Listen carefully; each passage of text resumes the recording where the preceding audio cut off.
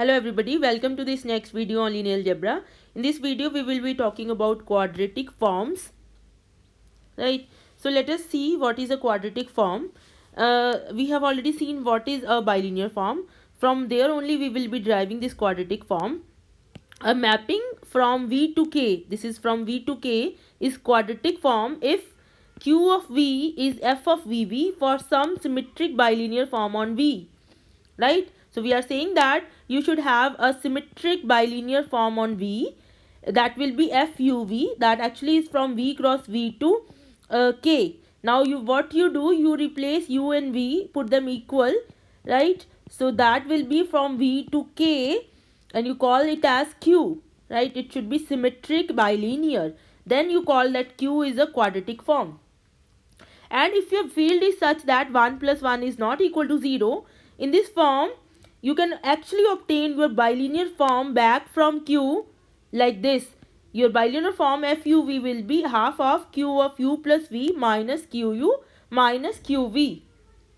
And suppose F is represented by this matrix. We have already seen in the last video what do you mean by matrix representation of a bilinear form, and 1 plus 1 is not equal to 0.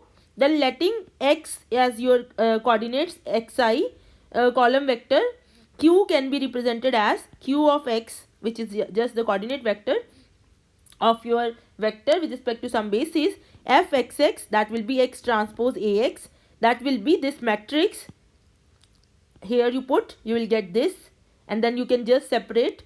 This will be, you see, everywhere you will have two terms. So this is the formal expression in the variable form, and this is called quadratic form. We can give another definition. A quadratic form Q in the variables x1, x2, xn is a polynomial such that every term has degree 2. Now you see here, degree is 2, degree is 2. So a quadratic form is a polynomial where every term has degree 2, right? Here you see, you have because of symmetry, because this is a symmetric matrix, so you will just consider either the lower diagonal elements or upper diagonal, they are same, right? And xi xj, so that is why I have written I less than j here, right? So quadratic form, you get that if you are given n variables, just write a polynomial using those n variables having same degree, that will be your quadratic form, right? Now given a quadratic form, suppose you are given a quadratic form, from there you can write the quadratic form Q in the above definition defines a symmetric matrix. You can get a symmetric matrix. What you can do, you can put all the coefficient Ci's on the diagonal, and on the non-diagonal elements you can just divide dij by 2. You can put dij half on ijth side and half on jith place, right? Okay. And if we know that every symmetric matrix is congruent to a diagonal matrix. So if you have a matrix representation A of Q, right, then obviously you can have a representation which is diagonal, right? For every quadratic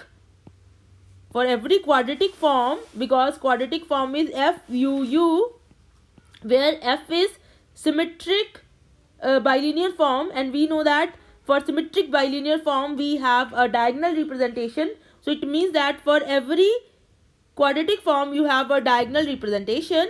In that means that you can always represent your quadratic form like this. There are no cross product terms. You don't have x1 x2, you don't have x1 x3, you don't have x2 x3. All you have is x1 square, x2 square, x3 square. So it means that every quadratic form can be reduced to this form. This is called the canonical form of the quadratic form.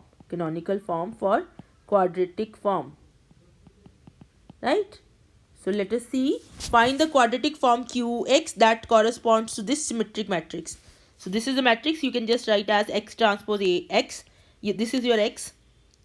This is A x. So this is what you get, 5x square minus 6x y plus 8y square. Similarly, for the second matrix, you can just write it as xyz here, and then your matrix, then xyz column.